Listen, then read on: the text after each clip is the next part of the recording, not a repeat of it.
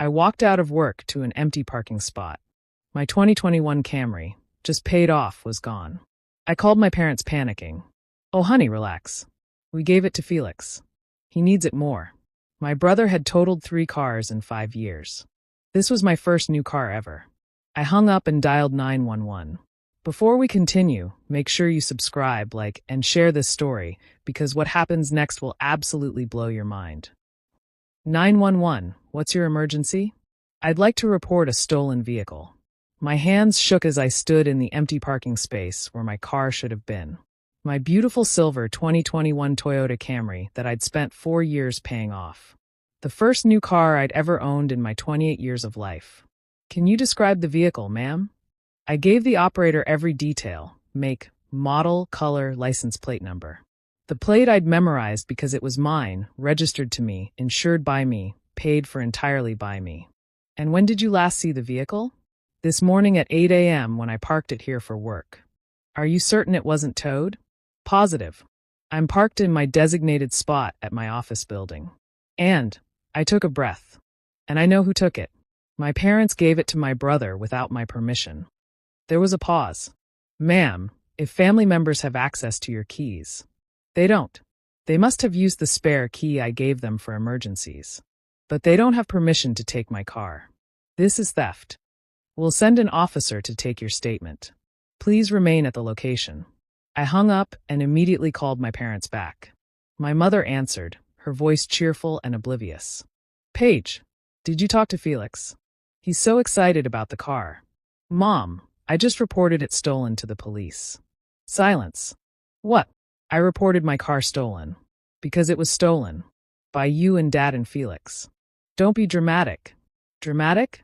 You took my car without asking and gave it to someone who's destroyed 3 vehicles in 5 years. That's not being dramatic. That's calling theft what it is. He's your brother. He needed reliable transportation for his new job. Then he should have bought his own car. Like I did. With money I earned. Through a loan I paid off myself." "Paige, you're being selfish. Felix is trying to turn his life around. This job is important. He can't get there without a car. And how am I supposed to get to my job? The one I've had for 6 years? The one I've never been late to because I'm responsible enough to maintain my own transportation. You can take the bus. You're more capable. I'm not taking the bus because you stole my car for Felix. This isn't negotiable, Mom. The police are on their way. If Felix doesn't return my car immediately, he's going to be arrested for auto theft. You wouldn't do that to your own brother. Watch me." I hung up and blocked her number. Then I called my boss to explain why I might need to talk to police during work hours. Then I called my insurance company to report the vehicle as stolen. By the time the police officer arrived, a calm, professional woman named Officer Santos, I had documentation ready: title, registration, insurance papers, proof of loan payoff, and the text message from my mother confirming they'd taken my car. "This is pretty straightforward," Officer Santos said after reviewing everything. "The vehicle is registered solely to you. You didn't give permission. That's auto theft regardless of the family relationship. My parents think I'm overreacting. You're not. We see this more than you'd think. Family members taking vehicles without permission and being shocked when it's treated as a crime." She handed me a case number. "We'll put out a bolo for the vehicle. If your brother doesn't return it voluntarily, he'll be arrested when we locate it." "Thank you." After Officer Santos left, I sat on the curb next to my empty parking space and cried. Not because I felt guilty, I didn't, but because this was my family. The people who were supposed to support me, protect me. And they'd stolen from me without a second thought because Felix needed something more than I did. Felix, my 25-year-old brother who'd never held a job longer than 8 months. Who'd totaled 3 cars, 2 by texting while driving, 1 in a DUI accident that my parents had covered up by paying off the other driver. Who lived in my parents' basement playing video games while they paid his bills and made excuses for his failures.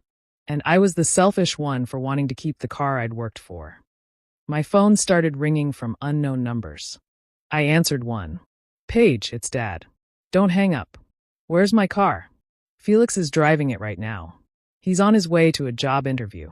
"I don't care if he's on his way to meet the president. He's driving a stolen vehicle. Return it now or he goes to jail. You're being unreasonable. We were going to talk to you about this. Before or after you stole my car? We didn't steal it. We borrowed it. Felix will give it back. When? When he totals it like the last 3. When he decides he deserves it more than me. This is my car, Dad. Mine. Not yours to give away. He's your brother. And you're my father, which means you should know better than to steal from your own daughter. If you don't drop this police report, you're going to destroy this family. You destroyed it when you chose Felix over me.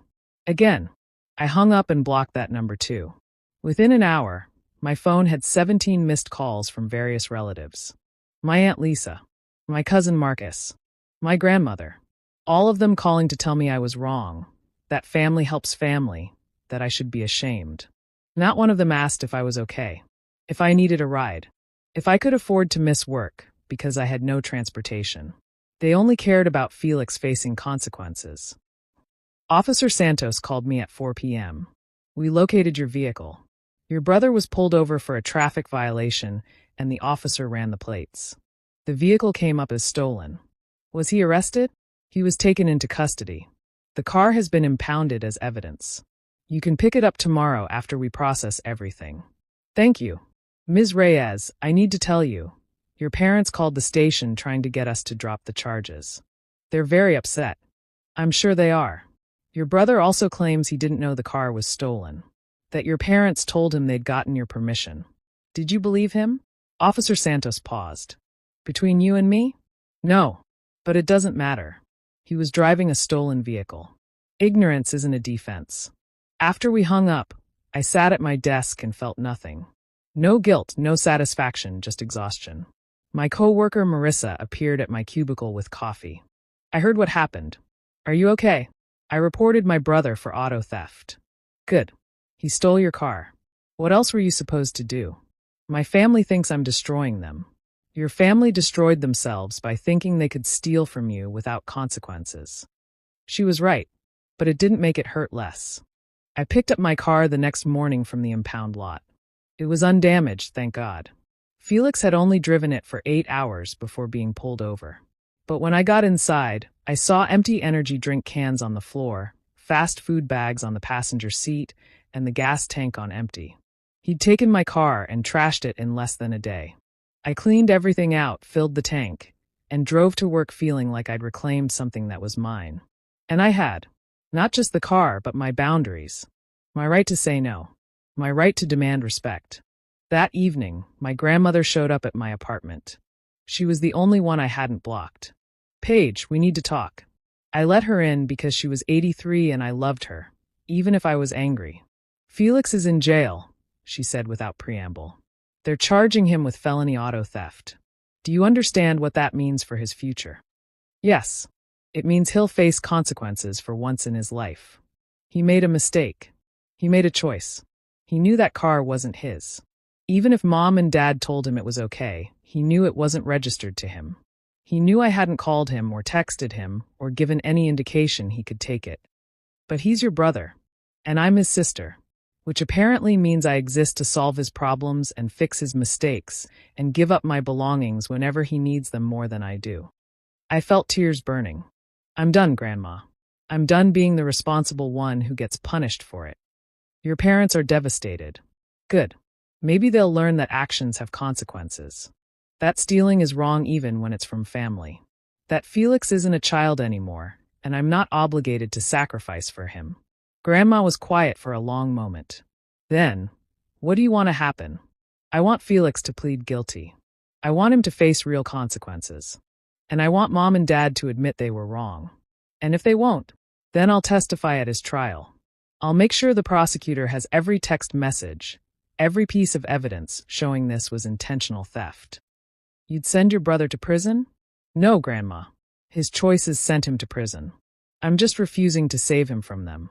She left shortly after, disappointed but not angry. That was something, at least. The case moved faster than I expected.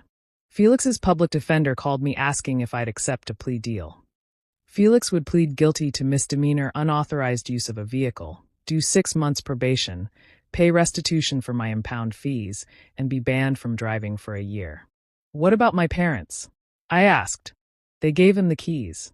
They claim they didn't know you hadn't given permission. Unless you want to pursue charges against them separately, they won't face consequences. I thought about it. Thought about what I wanted versus what I could live with. I'll accept the plea deal on one condition. Felix has to read a statement in court admitting what he did was theft and wrong. I want him to say it out loud. I'll convey that to his attorney. 2 weeks later, I sat in a courtroom watching my 25-year-old brother stand before a judge and read from a prepared statement. I, Felix Reyes, admit that I took my sister's vehicle without permission on May 17th. I knew the car was not registered to me. I knew I didn't have permission to drive it. I took it anyway because I wanted it and thought my sister would forgive me. I was wrong. What I did was theft. I'm sorry. He didn't look at me once. The judge accepted the plea, assigned probation, and ordered $847 in restitution for impound and processing fees. Felix walked out of that courtroom with his parents flanking him like bodyguards, both of them refusing to acknowledge my existence. I walked out alone and drove myself home in my car. 6 months passed. Felix completed probation and got his license back. My parents bought him a used Honda, not as nice as my Camry, but decent. They never apologized to me, never acknowledged that what they did was wrong. But they did stop asking me for favors. Stop calling when Felix needed something. Stop treating me like a resource to be exploited. My grandmother still called every week. Have you talked to your mother? No. She misses you. She knows where I live. Paige. Grandma, if she wants a relationship with me, she needs to apologize. Really apologize. Not I'm sorry you were upset, but I'm sorry we stole your car. Until then, we have nothing to talk about. I wasn't holding my breath. But I was okay. I had my car, my job, my apartment, my life. I'd set a boundary and defended it, even when it cost me family relationships. And I'd learned something important. People who love you don't steal from you. They don't prioritize someone else's wants over your needs. They don't ask you to sacrifice your security for someone else's convenience. Real family respects boundaries. Everyone else is just related to you. A year after the theft, I got a letter from Felix. Handwritten, which surprised me. Paige, I'm in therapy now. Working through why I thought it was okay to take your car. Why I've spent my whole life thinking other people should fix my problems. I'm not asking for forgiveness. I know what I did was wrong. I just wanted you to know I'm trying to be better. Felix. I read it twice and put it in a drawer. Maybe someday I'd respond. Maybe not. But I appreciated that he'd acknowledged it.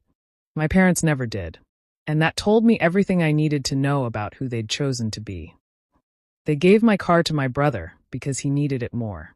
I reported it stolen because it was. And I've never regretted it. Some people think blood is thicker than water. I think respect matters more than relation.